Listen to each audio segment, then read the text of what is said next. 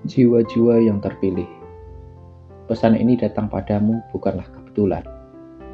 Semua terjadi karena sebuah alasan yang tak terlihat oleh mata, tapi sangat jelas di hadapan Tuhan.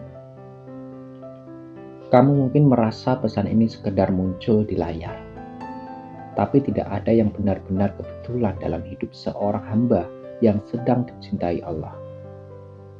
Ketika pesan ini hadir di hadapanmu, itu adalah bagian dari skenario ilahi karena jiwamu sedang digerakkan untuk bangkit, dibangunkan dari tidur panjangnya.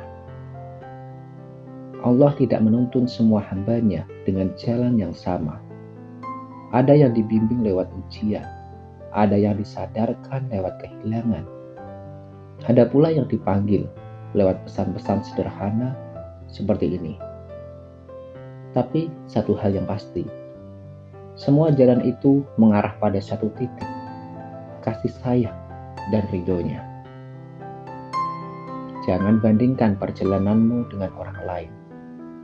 Jalanmu unik, luka-lukamu punya pelajaran sendiri, dan langkahmu punya nilai yang tak ternilai di matanya.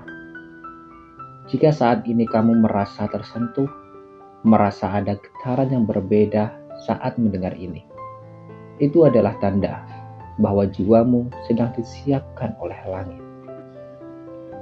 Dan ketika langit menyapa jiwamu, jangan abaikan.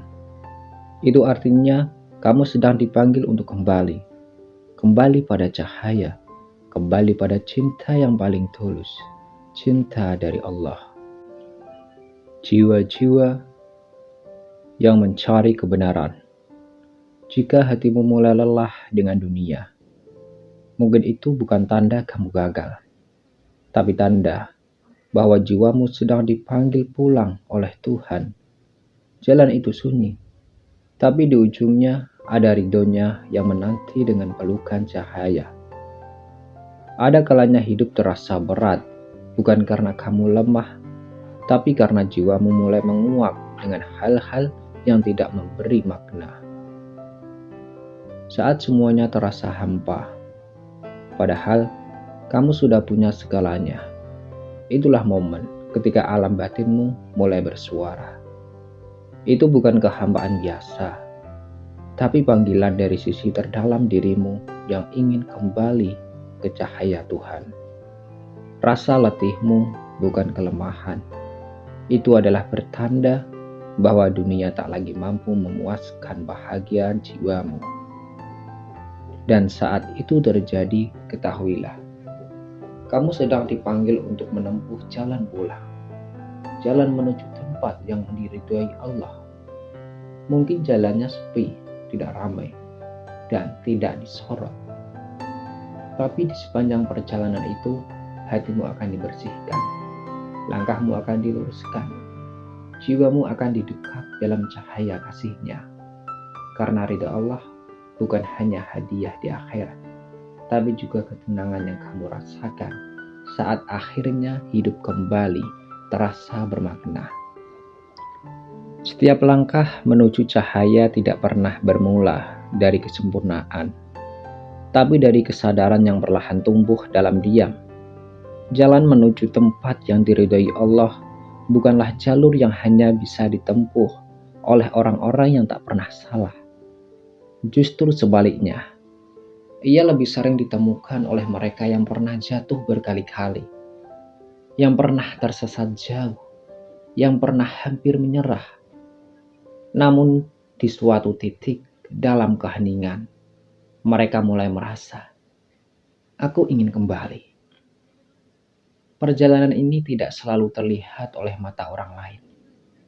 Ia berlangsung dalam batin, dalam ruang paling sunyi di mana hanya kau dan Allah yang tahu.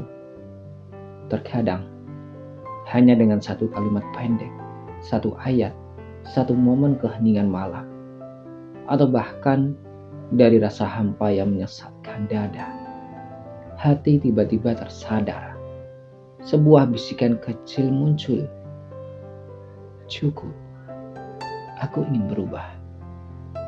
Aku ingin dekat dengan Allah. Itu bukan suara biasa, itu bukan ilusi.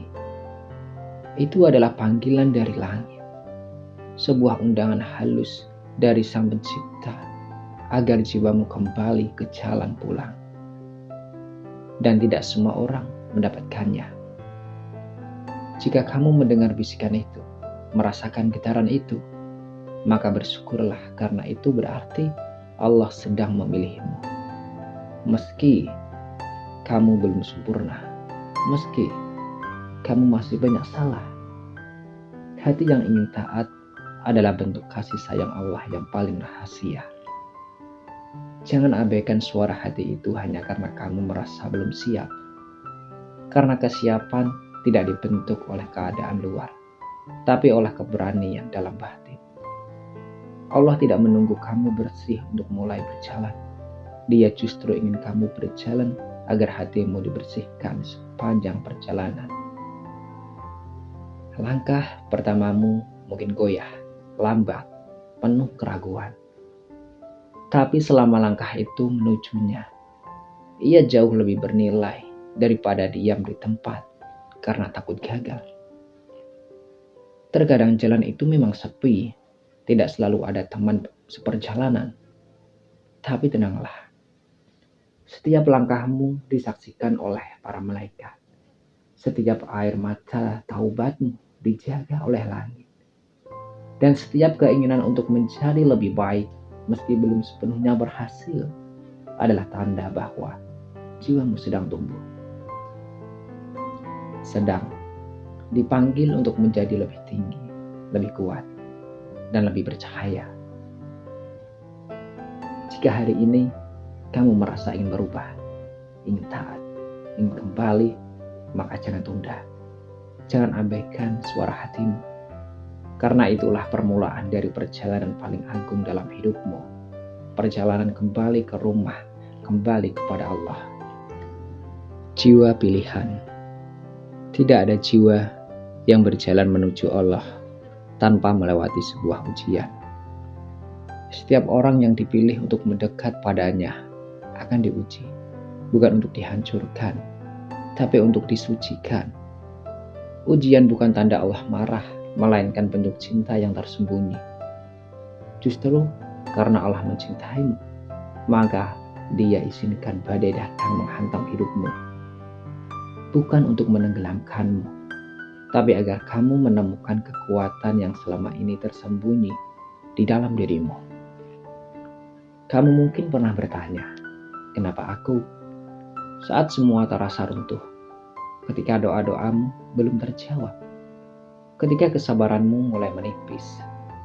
Tapi percayalah, setiap tetes air mata yang jatuh dalam kesabaran sedang mengangkat derajatmu di sisi Tuhan. Allah tidak pernah sia-siakan luka seseorang hamba yang tetap bertahan deminya. Justru saat kamu merasa paling terpuruk, itulah saat jiwamu paling dekat dengan rahmat-Nya.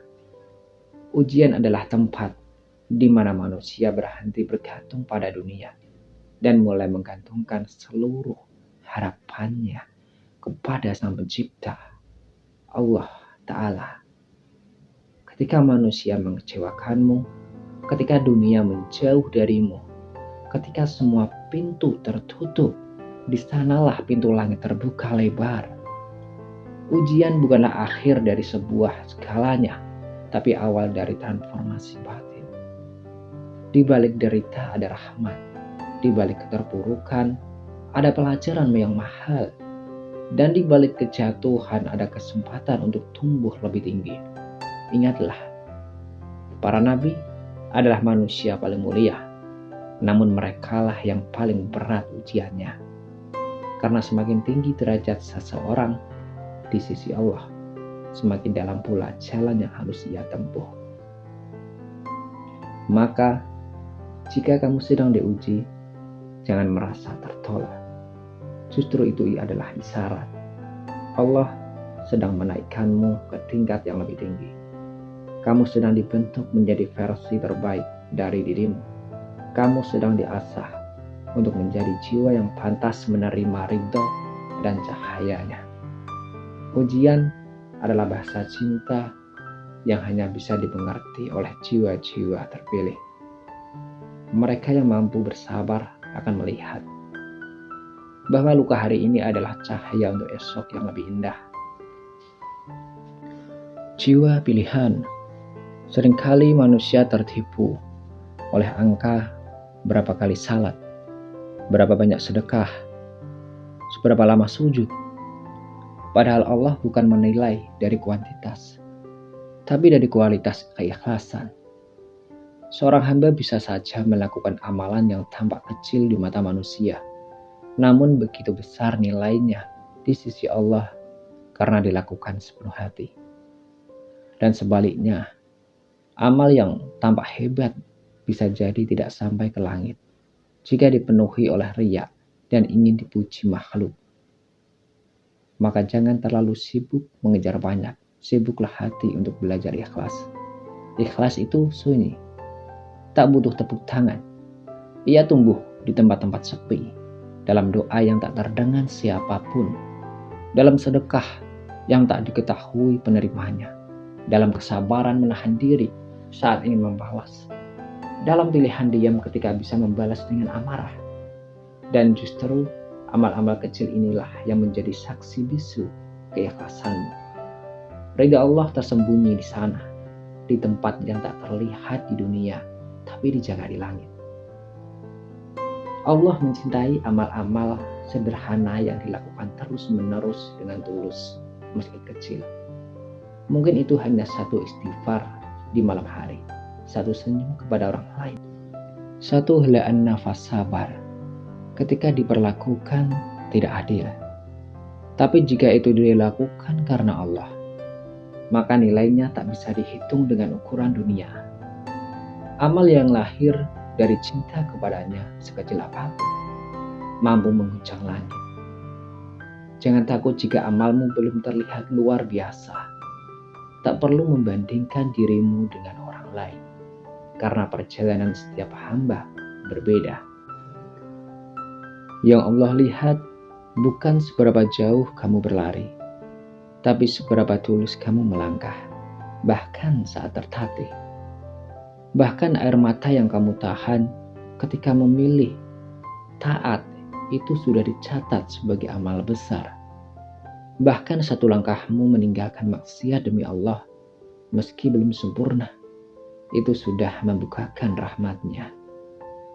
Ridha Allah bukan untuk mereka yang terlihat sempurna di mata manusia, tapi untuk hati-hati yang memilih taat meski terluka, yang tetap berjalan meski terseok, dan tetap mencintainya meski tak pernah merasa cukup. Kita sering mengira bahwa tempat terbaik adalah tempat yang paling nyaman, paling mewah, atau paling diakui manusia. Tapi Allah melihat lebih dalam dari itu. Tempat yang benar-benar diberkahi dan diridhoi adalah tempat yang membuat jiwamu tumbuh, hatimu tenang, dan imanmu semakin kokoh. Itu bisa jadi bukan tempat yang ramai, bukan tempat yang gemerlap, tapi justru tempat yang membuatmu semakin dekat dengan Allah. Tempat yang memaksamu untuk merenung, bertumbuh, dan memperbaiki diri. Kadang Allah tidak menempatkanmu di tempat yang kamu inginkan, tapi di tempat yang kamu butuhkan. Tempat yang membuatmu menangis lebih banyak, berdoa lebih dalam, dan mengenali siapa dirimu sebenarnya. Tempat di mana egomu diremukkan agar hatimu bisa lembut. Tempat di mana kamu diuji agar jiwamu bisa naik ke tingkat yang lebih tinggi. Semua itu bukan hukuman, melainkan rahmat tersembunyi yang hanya bisa dirasakan oleh mereka yang membuka mata hatinya. Jangan cari tempat yang membuatmu nyaman secara fisik, tapi mati secara rohani.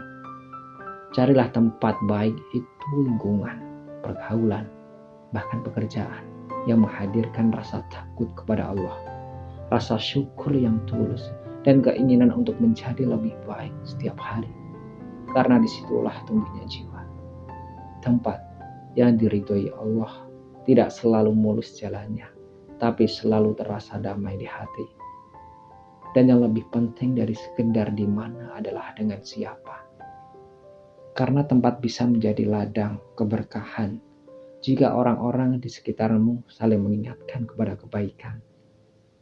Tapi tempat yang sama bisa menjadi kering dan gersang jika diisi dengan orang-orang yang menjauhkanmu dari Tuhan.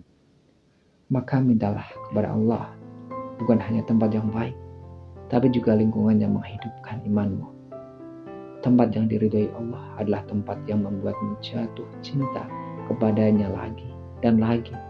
Tempat yang menjadikanmu hamba, bukan sekedar manusia biasa.